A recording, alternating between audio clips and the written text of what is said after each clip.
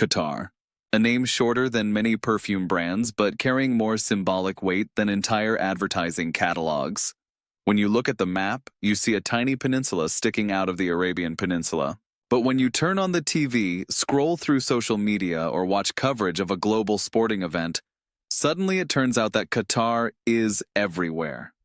How is that possible? How did a country smaller than a Polish voivodeship manage to build a brand that the whole world recognizes? The answer lies in advertising, but not the kind of advertising we know from Poland, France, or the United States. In Qatar, advertising is not an add-on. It's not a campaign. It's not a momentary burst of noise on a billboard or a few seconds of airtime during a match. Here, advertising is the language of national strategy. It's a tool in the game of geopolitics. It's an instrument for building identity. The West often asks, is this propaganda? But that's the wrong question. In Qatar, advertising is not propaganda in the clumsy, heavy-handed sense we know from 20th century history. It is something else. A story so carefully designed, so aesthetically refined, so coherent that it becomes the foundation of the national brand. Every billboard, every spot, every event is a brick in building the image of Qatar as a country that not only exists, but deserves to be at the center of the world. And here the fascinating paradox begins. Because in Qatar there is no such thing as a free advertising market. Not because someone banned it, but because advertising in the classic sense simply doesn't make sense. In a state where 10% of the population are citizens and 90% are expats, where luxury mixes with tradition and religion with modernity, you cannot sell anything by shouting, "Sale, discount, buy now." That would not just be ineffective, it would be offensive. That's why in Qatar, advertising is a whisper, a subtle invitation, an emotional architecture that has to be designed so carefully that it doesn't offend the emir, the grandmother in niqab, or the child studying in Education City. Advertising is not a transaction, it is a social ritual. And when we look at Qatar from the outside, we see luxury cars, new stadiums, cutting-edge museums, richest countries in the world rankings. But only when we peek inside the world of Qatari marketing do we begin to understand that here everything, absolutely everything, is advertising. Not just the billboard, but also the light on a building facade, the color of the tablecloth at an event, a line of poetry placed in a museum, even the silence in TV spots where the desert says more than 1,000 words. In this series, we've shown different faces of Qatari marketing, from elite shopping carried out in the silence of palace showrooms, through women's and men's events, all the way to campaigns aimed at expats, the overwhelming majority of residents. From influencers who don't exist without a state license to monumental events like the 2022 World Cup, which became the most expensive billboards in history. And now it's time to go one step further, to understand that Qatar doesn't advertise products. Qatar advertises itself. And that if you want to enter this market, budget, creativity, and algorithm skills are not enough.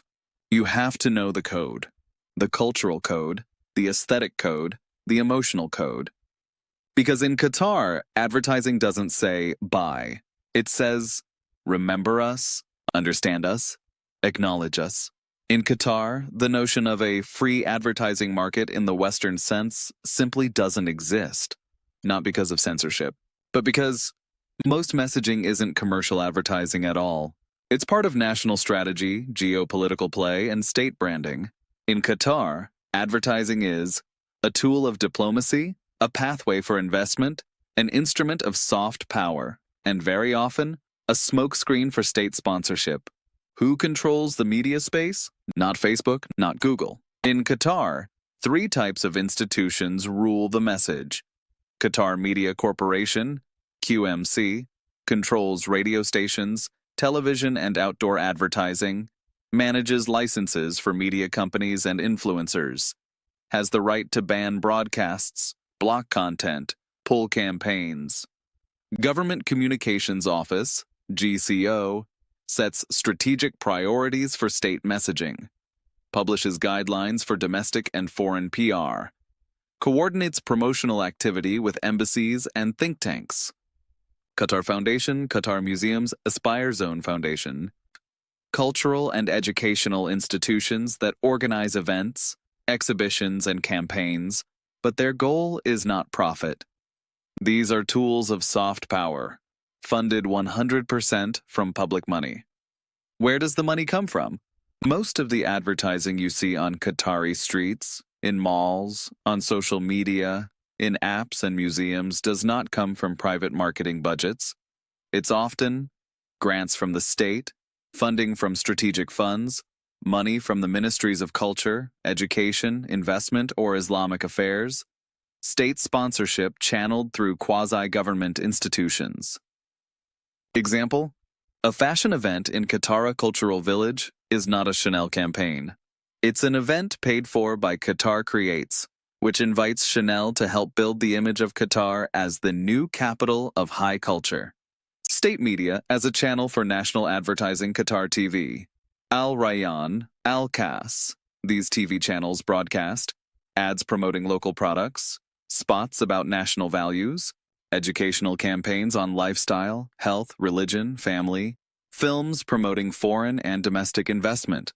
But notice, they never show aggressive marketing. You won't see chips on sale, yogurt ad with a celebrity, Black Friday madness. Here, advertising is the backbone of a national narrative. Elegant, soft, crafted as if by an ambassador, not a salesman. Sponsorship, advertising hidden in the structure of institutions. In Qatar, a huge part of promotion flows through football matches, Al Sadd, Al Duhail, Emir Cup, scientific and tech events, Web Summit Qatar, Expo 2023, cultural festivals, Ajal Film Festival, Qatar National Day, social campaigns, education, mental health. Brands appear as logo sponsors, technology partners, creators of experience zones, co-organizers of inspirational talks. But it's the state that controls the form, the message, the emotional tonality. Where is the line between strategy and propaganda? That question keeps coming back, especially for Western analysts. Is Qatari advertising propaganda? The answer is not in the classical sense. It's a strategic national narrative where the point is not to convince you to buy, but to build a coherent image of Qatar as modern, proud, hospitable, religious, innovative, independent. Advertising here doesn't serve sales, it serves identity. Side effect: the private market benefits from proximity to the state. If your brand works with Qatar Foundation, appears at an event under the Emir's patronage, has obtained approval from QMC, then you don't really need a paid campaign. Your presence in official spaces works like a prestige seal. That's why so many foreign brands try to enter through the public sector, not through media agencies. And what about brands that don't cooperate with the state? They have it harder. They're not invited to big events.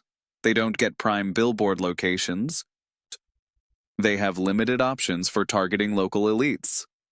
And often they have to make up for it with budget, not narrative.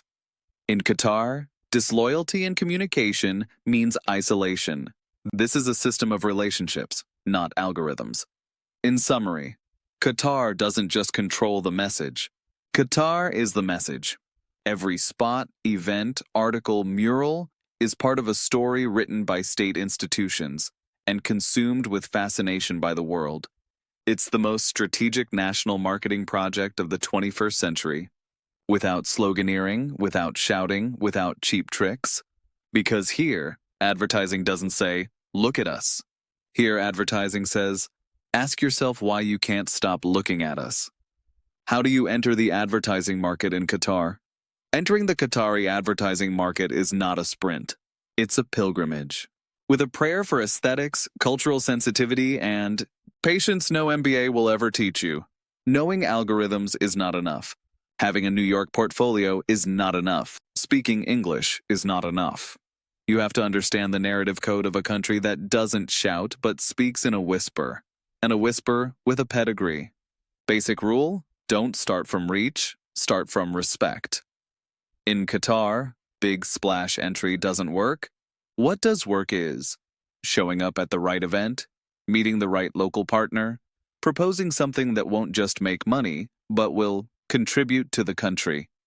In practice, instead of advertising your agency, you take part in Qatar Creative Industries Week, sign up as a partner for a Qatar National Day project, make contact with Qatar Foundation or Qatara Studios, create a case study of local narrative, how Bedouin codes inspire future branding, and send it to local media. Who do you need to know, or at least look like you know? In Qatar, nothing happens without networks.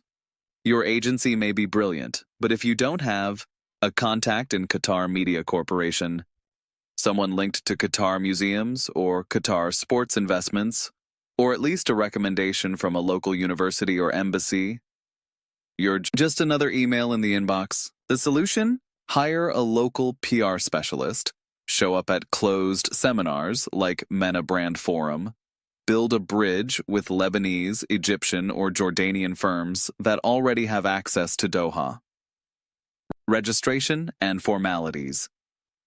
To legally run marketing and advertising operations in Qatar, you'll need an MOCI license, Ministry of Commerce and Industry, for advertising activity, authorization from Qatar Chamber or another local sponsor, a local representative, foreign companies have limited room to move without a sponsor, a media license for video, audio, influencer content.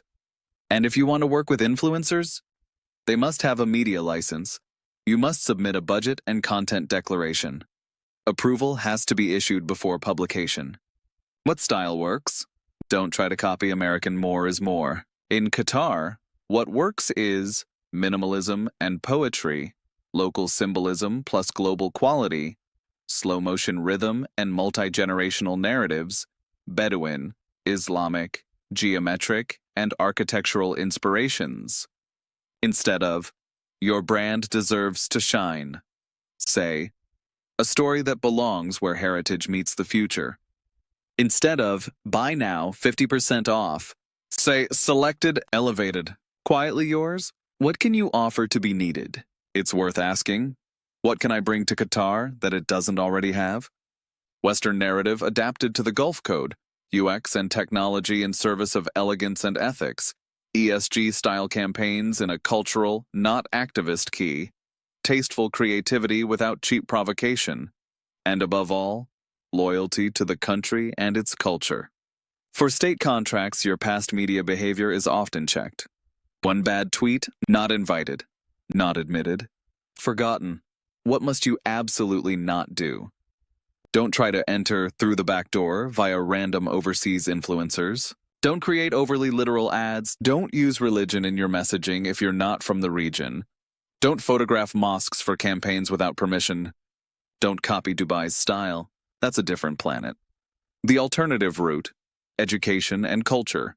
If you don't have millions but you have knowledge and taste, try entering through education, webinars, courses, books like Design and Identity in the Gulf, culture, co-projects with museums, scholarships and youth mentoring in Qatar youth programs, expert podcasts, for example, on narrative storytelling. In Qatar, a skilled storyteller is valued more than a flashy graphic designer. Tell a story, inspire, build emotion. Sales will come later. In summary, there's no such thing as simply entering the advertising market in Qatar. You can, however, be invited into the narrative. And if you enter well, you're in for good. If you enter badly, no one will ever call you back. Here you don't sell through aggression. You sell through identity, ritual, and relationships. And even if you have the best campaign in the world, if you don't understand Qatari's silence with pride, you won't sell a thing. What does the street say when the campaign falls silent?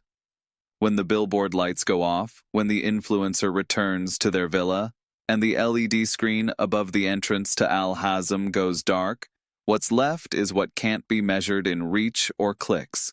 Respect, emotion, a silent yes or no. Because in Qatar, the most important advertisement is the one that doesn't say anything. It's the look of a father at a poster with his son, It's a mother's reaction to a family campaign where nothing is said explicitly. It's a grandmother's delight at the light on a mural that reminds her of a pre-war textile. The city after the campaign? Musharraf empties out after Ramadan. Banners disappear. What remains is the color of the walls, and a sentence carved in stone. If you want to build the future, remember the desert. And that's the most powerful advertisement of all. Not the one that shouts, but the one that settles in the city's psyche. The audience is not a crowd. It's a community in Qatar. There is no target group in the Western sense. There are contextual communities, whispered through WhatsApp, implied by being present at an event, built by faith, family, roots. And every campaign, even the smallest, becomes part of a larger puzzle. And you? What do you leave behind? If you ran a campaign but left no emotion, you did nothing. If you had a spot with drones but no one remembers the message, you might as well not have existed. But if your light, your poetry, your silence were remembered in the stillness of a desert evening, then you've entered the soul of Qatar. And you'll stay there. When we started this series about Qatar, it might have seemed like it would be a story about luxury brands, premium influencers, and stadiums worth billions of dollars. But the further we went, the clearer it became that this isn't a story about products. It's a story about a state that has turned advertising into its language of existence. Because in Qatar, advertising is not sales, it's identity. Identity that has to be visible at every step. In streets lit with golden light instead of screaming neon. At events where silence and symbolism weigh more than loud slogans. In media that don't show promotions on crisps, but spots about family, education, and dignity. Every detail, from the calligraphy on a mural to the slow-motion shot in a Qatar Airways commercial, is a fragment of the story the country wants to leave the world. And that is where Qatar's strength lies. Because advertising here doesn't ask, will we sell more? It asks, will you remember us? And the world did remember. After the 2022 World Cup, Qatar was no longer just a gas country or a transit point in the Gulf. It became a new center of narrative, a symbol that you can be small and still play at the level of giants. But that comes at a price. In Qatar, there is no advertising freedom, no creative chaos like we know from the West. Here, advertising is controlled, guided, curated. Not everyone has access to it. Not everyone can be an influencer. Not every brand is allowed to appear.